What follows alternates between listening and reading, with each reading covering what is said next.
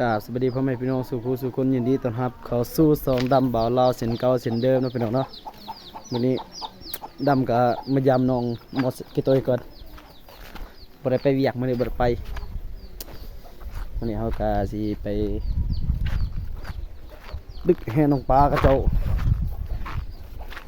จักสิได้หรือบ่ได้มื้อนี้ก็มาลุ้นนำกันเลยพี่น้องเอ้ยเฮาก็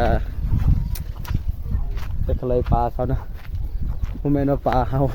ปลาไปตัว ตอนนี้เขาก็หอดน้องปลาแล้วพี่น้องนี่ฝาบรรยากาศอะไรก็แม่นลังเหือนมอกี่ตัวเนาะมันเป็นน้องปลาน้องปลาเท่ากี่ตัวแล้วพี่น้องไม่ครับสมนำกันเลยพี่น้องว่ามื้อนี้สิได้หรือบ่ได้ก็มาลุ้นนำกันเลยเนาะพี่น้องเนาะมีอยู่ปลาแต่ว่าห้ามกันน้อยนะก็ไปเบิ่งนำกันเลยปลาเลี้ยงในเวลาคนมาเนี่ยมาเลยมันแต่ลูกมันเนาะในกองระบบคอยสิเห็นบ่ได้นะ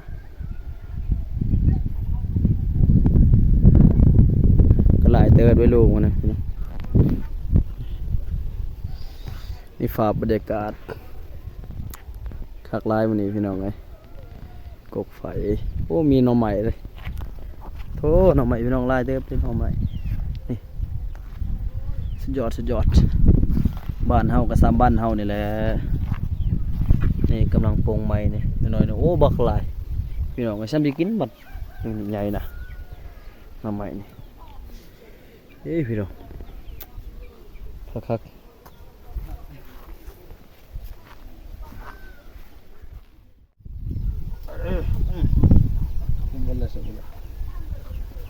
ตอนนี้เฮาก็สิปฏิบัติหน้าที่แล้วเนาะพี่น้องเนาะสิไปจำการนะมาลุ้นกันเลยพี่น้องเลยที่ใดหรือบ่ได้นี่ปานปลาลูกนี่วะโว้ตัวหลาย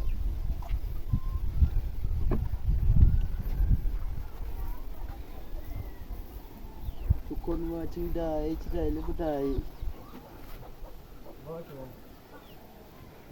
กำลัง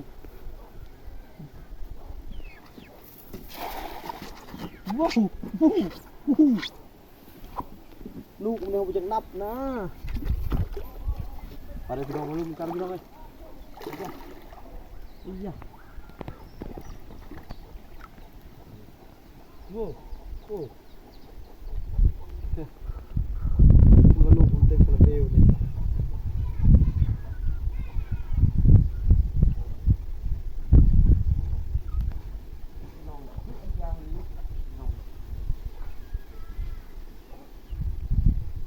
โอ้มีตัวอียะ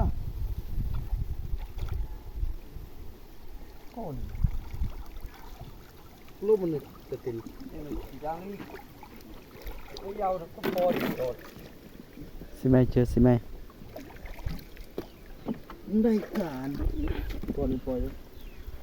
นายุบเลยดูยุบจะว่า นายติดา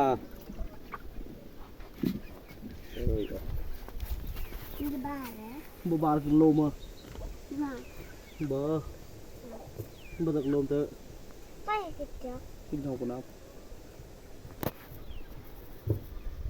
ตกคนสิได้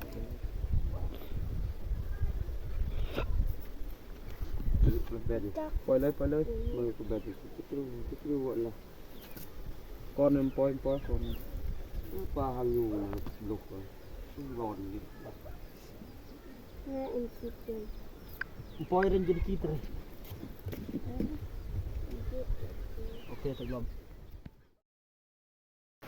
มาเด้อพี่น้องมาเก็บฝักนำกันฝักตบคุณว่าพี่น้องเลยที่บ้านเฮากับซ้ำบ้านเฮานี่แหละเก็บฝักเก็บหญ้าธรรมศาสตร์ก็คักลายนี่อากาศกำลังดีบรรยากาศได้บรรยากาศพี่น้องเลยอยู่น้องป่าสะคำลาเนี่ยโอ้ยเสียดายปลาเนี่ยบ่มีเนาะมีแต่ผักไปเก็บผักมานี่ปลาเนี่ยบ่ได้พี่น้องเลยนี่ตอนนี้เฮากำลังอันไปให้ฟักโอ้ยโยไปฟักให้มือกองเนาะฟักตบเรือเบอร์เฮ็ดแล้วแม่ลงแล้วแม่ เห็นได้โทรศัพท์นี่เบิ่งวาสนาก็คงสิบ่ได้กอดไฟมีแต่ใจไปหักเท่านั้น แต่ภาพบรรยากาศคักหลายสุดยอดพี่น้องเอ้ยมาเด้อไปจะกินปลาเด้อมาเที่ยวแวะยามหมกอีตัวนี่เจ้าของน้องปลาอันนี้แขกทึกเซินมาจากดักตังเยยคนใดเราเคยตังเยยเราบ่แม่นเนาะตังเยยคนเก่า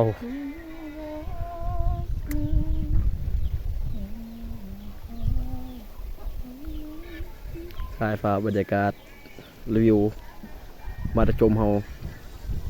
บ้านเฮาก็ซ้ำบ้านเฮาเลยแหละมีครบทุกอย่างมีหอนหน่อไม้มีหอนมะกอกมะกล้วยบัวจะเป็นกระตุดหมอกตุดมาหมอกหองมะฮุ่งมีเมหอกเมหางน้ำตายนี่จะพอปากอันนี้ก็แม่นกินเบิดนี่แถวหันนี่ว่าแม่นว่าคนกินดอกควายใครจะเป็นควายเนาะถ้าเข้าไปเดียวก็ไปกินเนาะหันเนาะ